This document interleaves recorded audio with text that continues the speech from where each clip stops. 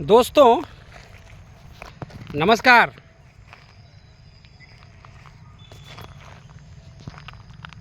मेरा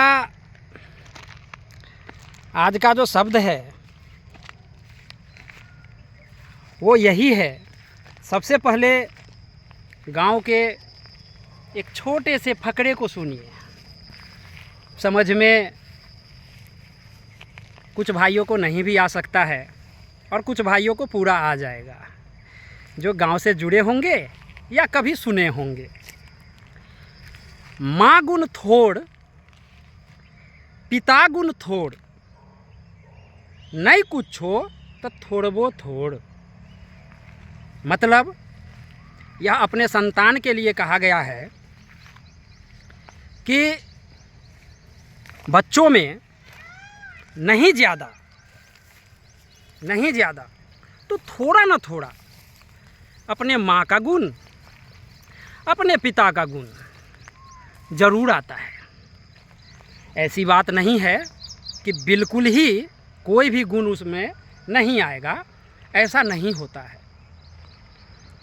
दोस्तों,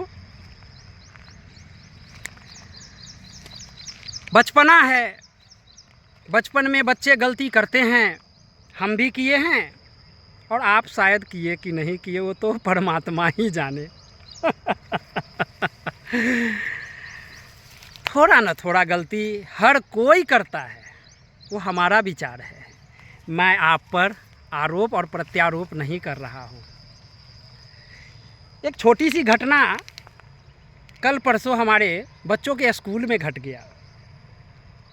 बड़े लड़के हमारे 10th में हैं और हम भगवान केदारनाथ और बद्रीनाथ के ट्रिप पे गए हुए थे। और चूँकि गर्मी छुट्टी 2 महीने का हो गया था तो सोचे कि बाबा के दरबार हो आए। एक उनके ही हमारे बच्चे के ही फ्रेंड सर्किल का एक बच्चा था, एक घड़ी लेकर के आया था। वो अपने बैग में रखे हुआ था और वो चोरी हो गया। और जब वो चोरी हुआ तो हमारे बड़े लड़के के सामने ही उसका घड़ी उसके बैग से निकाला गया और उसी के सर्किल का बच्चा, उसी के क्लास का बच्चा निकाला और निकालते हुए उसने देखा। और देखने के बाद वो बच्चा जिसने घड़ी निकाला वो बोला कि दोस्त तुम बताना मत किसी को, हम इसको ऊंचे दाम में बेच लेंगे। देखिए होता क्या है, कोई भी हो, हम हैं, आप हैं, कोई भी हैं, हर व्यक्ति को अपने माँ बाप का याद आता है कि जब हम कोई गलती करते थे तो हमें सज़ा भी मिला करता था, चाहे वो सज़ा कैसा भी हो। जगह के हिसाब से, समय के हिसाब से वो सज़ाएं निर्भर करती थी। मेरा लड़का ने बोला ठीक है मैं नहीं बताऊंगा, लेकिन ये काम तो गलत है। उसने नहीं बताया। 2-4 रोज़ बाद स्कूल जो है, स्कूल में गर्मी छुट्टी हो गई और हम लोग केदारनाथ बद्रीनाथ के ट्रिप पे गए। वहाँ से आए, 15 दिन 10 दिन क्लास अभी चला। जिसका घड़ी गायब हुआ था वो हमारे लड़के से आके पूछा कि तू मेरा मित्र है, मैं तुमसे प्लीज़ रिक्वेस्ट करता हूँ, अगर तुम इसके बारे में कुछ भी जानता है तो बता दो। मेरा लड़का भोला भाला है।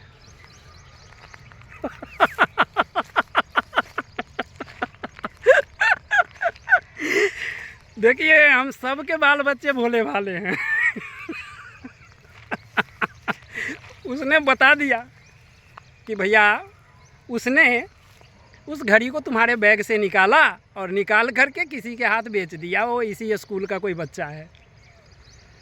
अब वो उसके पास पहुंचा, उसने बोला भाई तेरा घड़ी कितने का था? बोला 3000 का। बोला आपको किसने बताया कि मैंने घड़ी चुराया? तो बोला ऐसा ऐसा उसने बताया। तो ठीक है भैया आप बता दिया, लेकिन एक काम करते हैं ना, तुम्हारा 3000 का था तो ऐसा है 2000 में मैनेज कर लेते हैं, 1000 हम दे देते हैं और 1000 जो है मतलब हमारा लड़का वो दे देगा। बच्चा है, बोला कोई बात नहीं है। अब देखिए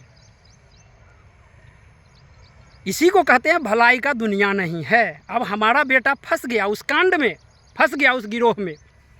2-3 रोज़ हम लोग खूब स्कूल में दौड़े हैं, वाइफ हस्बैंड खूब गए, मैटर बहुत लंबा हो गया था। तो क्या हुआ, जाने के बाद डायरेक्ट स्कूल मैनेजमेंट यही कह रहा है कि मामला को सलट लीजिए, आप लोग ज़्यादा लड़ाई झगड़ा नहीं कीजिए, क्योंकि गार्जियन तक मैटर चला गया। तो वो आके 1000 रुपया दिया है, आप भी 1000 दे दीजिए। लेकिन कहने का मतलब ये था कि अगर 1000 हम भी देते हैं तो पैसे के लिए कोई बात नहीं था, लेकिन क्या था कि उसमें हमारे बच्चों का भी बदनामी हो जाता। तो हम जिसका घड़ी चोरी हुआ था उनके घर पर गए और बोले उनके पेरेंट्स से कि ऐसा ऐसा बात है, हमारे ही बच्चे ने बताया और पूरा आरोप आपने उन पर ठोक दिया। तो उनके पेरेंट्स कह रहे हैं कि नहीं, ये कांड तो आप ही का लड़का किया है, 100% वही किया है, वो तो बेचारा निर्दोष है। वो तो हम लोगों ने उसको बोले तो बोला ठीक है, जब नाम आप लोग फंसा रहे हैं तो 1000 मैं दे देता हूँ। तो दोस्तों यही दुनिया है और यही शिक्षा अपने बच्चों को देना पड़ता है कि बेटा अगर तुम्हें बोलना था तो जिस समय वो निकाला तुम उसी समय बोल देता, स्कूल में कंप्लेन कर देता। लेकिन आज तुम अच्छा करने गए और पूरा स्कूल सीधा ये बोल दिया कि इस बारे में इसी को पूरा जानकारी है, तो चोरी यही है। तो दोस्तों कैसे कैसे करके इस मामले को मैंने सलटा कि भाई, क्योंकि देखिए एक जो विश्वास होता है ना गार्जियन का, तो आप भी अपने बच्चे के नेचर के बारे में जानते हैं कि वो कहाँ तक जा सकता है, वह दोषी है या निर्दोष है, हर कोई जानता है, क्योंकि वो आपके पास रहता है, आप हर चीज़ से वाकिफ़ हैं। तो सबसे बड़ा होता है गार्जियन का आत्मबल, और वही आपको हिम्मत देता है कि आपका बच्चा ऐसा नहीं कर सकता है। हाँ, लड़कपन है, उसने देखा, सब बचपना में किया। तो कहने का मेरा तात्पर्य यही है कि आखिर हम मैटर को पुलिस तक ले जाने वाले थे, लेकिन बाद में जब पुलिस तक मैटर ले जाने के लिए सोचे तो जिसका घड़ी गायब हुआ वो बोला क्या कि नहीं सो आप पुलिस तक नहीं ले जाइए, छोड़ दीजिए इस चीज़ को। पैसे भी हमने भेजा, स्कूल के प्रिंसिपल ने वो पैसे हमें वापस कर दिया कि नहीं हम पैसे नहीं लेंगे, जब मैटर को क्लोज कर दिया। तो दोस्तों यही चीज़ है, यही शिक्षा हम अपने बच्चों को देते हैं कि अगर कोई चीज़ गलत देखते हो तो तुम या तो उसी टाइम बोल दो, और नहीं तो लास्ट में क्या करोगे, उसको पचाना पड़ेगा, दूसरा कोई रास्ता नहीं है। तो खैर, हंसी के साथ साथ ये भी एक बुद्धिवर्धक कहानी थी हमारी।